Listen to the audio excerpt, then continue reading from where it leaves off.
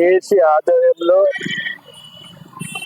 CPI పార్టీకి అనుబంధమైన auto డ్రైవర్లు దీక్షలో కూర్చోవడం, వాళ్ళందరికీ పేరు పేరున నా నమస్కారం. ముఖ్యంగా 87 రోజులు గడిచిన ఈ పశ్చిమ ప్రాంతంలో ఉండే మంత్రాలయం, ఎమీను, ఆదోని, ఈ ప్రాంతంలో మనోభావాల గురించి ఆలోచించే అవసరం కూడా ముఖ్యమంత్రి గారికి లేదా అని చెప్పి నేను మనవి చేసుకుంటా. ముఖ్యంగా ఈ ప్రాంత ప్రజలు ఆత్మాభిమానం అనే కించపరిచే విధంగా పోలీసు వాళ్ళు ఇక్కడ నుంచి జేఏసీ నాయకులను పిలుచుకుపోవడము, వాడిని అరెస్ట్ చేయడము, ఇది చాలా బాధాకరమైన విషయం. ప్రజాస్వామ్యంలో ప్రతి ఒక్కటి చెప్పుకోవడానికి అవకాశం ఉంది. అలాంటప్పుడు చంద్రబాబు నాయుడు గారు ముఖ్యమంత్రి గారు గుర్తుపెట్టుకోవాలి. మీరు ఎన్డీఏ ప్రభుత్వంలో తరపున ముఖ్యమంత్రి అయినారు. తెలుగుదేశం పార్టీ నుంచి కాదు మీరు అయింది ముఖ్యమంత్రి. ఈ ఎన్డీఏ గ్రూపు సహకారంతో జనసేన, బీజేపీ, తెలుగుదేశం పార్టీ వాళ్ళు కలిసి ఎన్నికల్లో మిమ్మల్ని అఖండ మెజార్టీతో గెలవడం జరిగింది. ముఖ్యంగా ఈ ప్రాంతంలో 2 తెలుగుదేశం, 2 వైఎస్ఆర్, 1 బీజేపీ గెలవడం జరిగింది.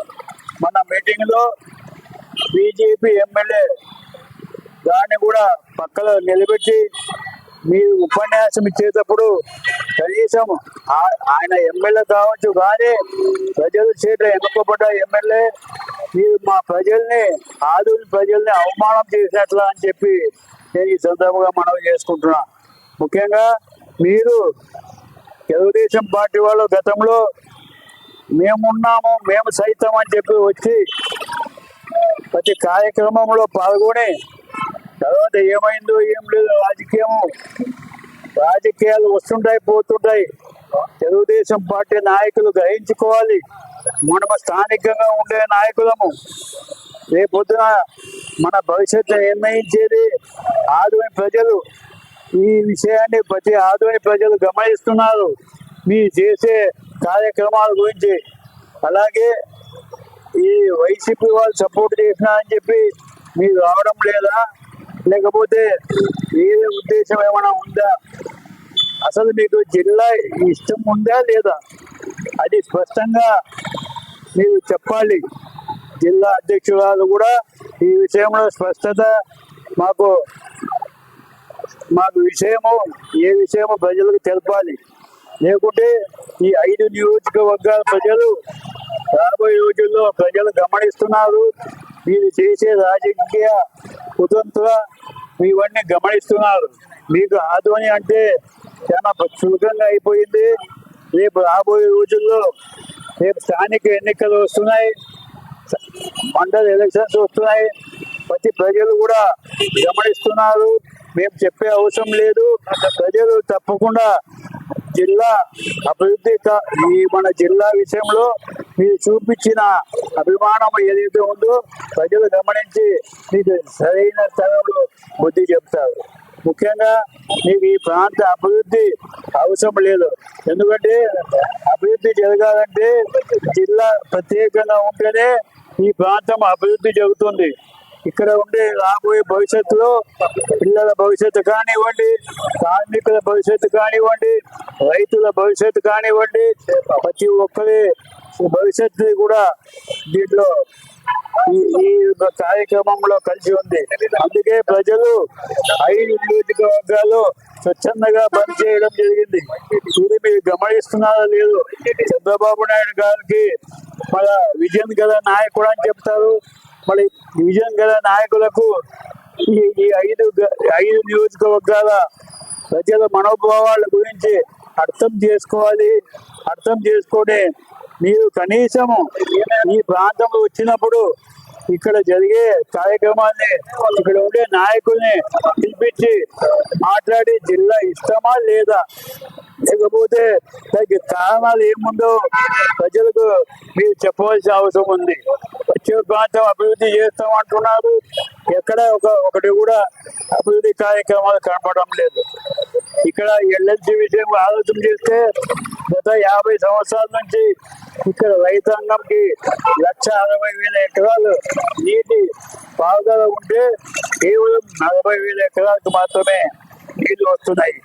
మనకి రావాల్సిన 29.5 టీఎంసీ నీళ్లు ఉంటే మనకు కేవలం 10 టీఎంసీ నీళ్లు వస్తున్నాయి. మళ్ళీ ఇది అభివృద్ధి అంటారా? ప్రజలు దీన్ని గమనించి మీకు ఓటు వేయడం జరిగింది. మీరు అభివృద్ధి చేస్తారనే నమ్మకంతో మీకు ఓటు వేయడం జరిగింది. అలాగే మంత్రాలయంలో ఆర్డిఎస్ ఉంది, ఆలూరులో వేదవతి ఉంది, పత్తికొండలో చెరువులు ఉన్నాయి, అన్ని రివా ఉంది. ఇవన్నీ అభివృద్ధి చేయాలంటే జిల్లా ఒకటే మార్గం. జిల్లా ప్రత్యేకంగా జిల్లా అయితే తప్ప ఈ ప్రాంతం అభివృద్ధి జరగదు.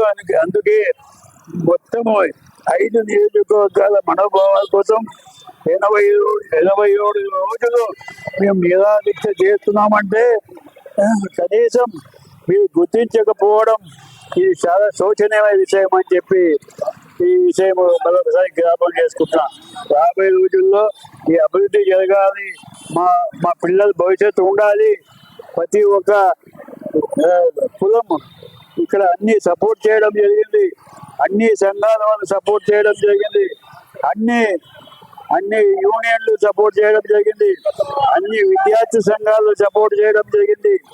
అందరూ కలిసి మీకు మద్దతు చెప్పినారు కనుక రాబోయే రోజుల్లో మీరు ఆలోచన చేసి దీన్ని ప్రత్యేకంగా జిల్లాకి మీరు చేస్తారని చెప్పి నేను అభిప్రాయపడుతున్నా. కనీసం ఎమ్మెల్యే గారు మీకు కనీసం కుర్చీ కూడా ఇవ్వకపోతే మీరు అసెంబ్లీలో కూర్చొని ధర్నా చేయండి. ఈ జిల్లా విషయంలో మీకు జరిగిన అవమానం గురించి అసెంబ్లీలో మాట్లాడండి. ఎందుకంటే ఎన్డీఏ ప్రభుత్వం ఇది, ఆయన తెలుగుదేశం ప్రభుత్వం కాదు. ఇది ఎన్డీఏ ప్రభుత్వం, జనసేన పార్టీ, బీజేపీ పార్టీ కలిసి రావడం జరిగింది.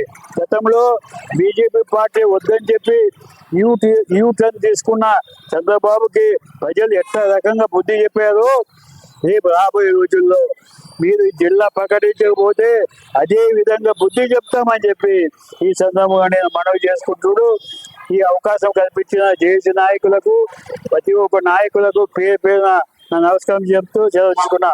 నా పేరు ప్రకాష్ జైన్, మాజీ ఎమ్మెల్యే ఆదోని.